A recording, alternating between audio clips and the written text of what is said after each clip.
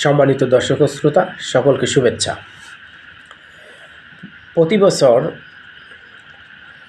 ঈদুল ফিতর কিংবা ঈদুল আজহা আসলেই দেখা যায় সড়ক দুর্ঘটনায়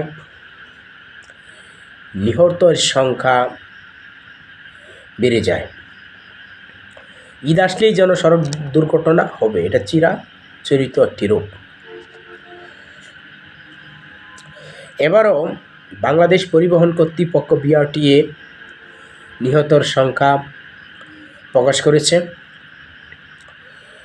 2025 সালে পবিত্র ঈদুল ফিতরে উপলক্ষে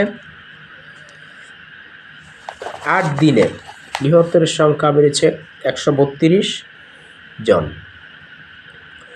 বাংলাদেশ পরিবহন কর্তৃপক্ষ বিআরটিএ এই তথ্য প্রকাশ করেছেন। গত বছর 2024 সালের পবিত্র ঈদুল ফিতরে 17 দিনে 332 জন নিহত হয়েছিল। একই বছরে পবিত্র ঈদুল আজহায় 13 দিনে 230 জন নিহত হয়েছিল। এবছর তুলনামূলকভাবে নিহতের সংখ্যা কম। যাই হোক, সংখ্যা ম্যাটার করে না। মূলত আমাদের প্রতি বছর দেখা যায় ঈদ আসলে একদিকে আনন্দ, আরেকদিকে কান্নার রোল পড়ে যায়। যেই পরিবার থেকে একজন নিহত হয়ে যায়, দুর্ঘটনায় মারা যায়, সেই পরিবারের কষ্ট সারা জীবন থেকে যায়। এই কষ্ট অর্থ দিয়ে মোছা যায় না, কোনো সান্ত্বনা দিয়ে মোছা যায় না। আমাদের উচিত সকলে সচেতন হওয়া। যারা সড়কে যানবাহনের চালক হিসেবে আছেন, তাদেরকে উচিত উপযুক্ত ড্রাইভিং লাইসেন্স নিয়ে দক্ষভাবে গাড়ির ট্রেনিং নিয়ে তারপর রাস্তায় নামা। আমাদের দেশে কিছু অদক্ষ চালক রয়েছেন যারা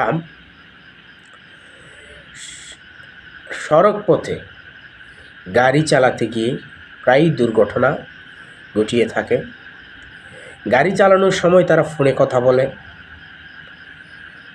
কিংবা গাড়ির অন্য যে একজন থাকে যে টাকা তুলে, যাকে আমরা স্টাফ বলে থাকি, তার সাথে কথা বলে থাকে, বিভিন্ন রকম গল্পগুজব করে থাকে। এতে দুর্ঘটনার শিকার হয়ে যায়। মাত্রাতিরিক্ত টানে দ্রুত স্পিডে গাড়ি চালিয়ে থাকে, এত দুর্ঘটনার শিকার হয়। ওভারটেকিং করে থাকে, কার আগে কে যাবে, এতে দুর্ঘটনার শিকার হচ্ছে। আবার মোটর সাইকেলের দুর্ঘটনা যেন এখন একটি বড় কারণ হয়ে দাঁড়িয়েছে। সড়কপথে মোটর সাইকেলের দুর্ঘটনা প্রতিনিয়ত বেড়ে যাচ্ছে। অটোরিকশা, যাদেরকে আমি হঠাৎ পরিবহন বলে থাকি, অদক্ষ কিছু চালক, তারা রাস্তায় অটোরিকশা নিয়ে বেরিয়ে পড়ে। এতে প্রতিদিনই দেখা যাচ্ছে দুর্ঘটনা ঘটছে কোথাও না কোথাও। সম্মানিত দর্শক শ্রোতা, আমরা সকলে সচেতন হই। আমরা সচেতন হলে সড়ক দুর্ঘটনা কমে যাবে।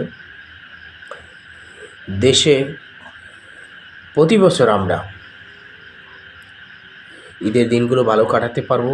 এছাড়াও ঈদের দিন ছাড়াও আমরা সচেতন হলে প্রতিনিয়ত যে দুর্ঘটনাগুলো হচ্ছে, এই দুর্ঘটনা থেকে আমরা রেহাই পাবো ইনশাআল্লাহ। ধন্যবাদ।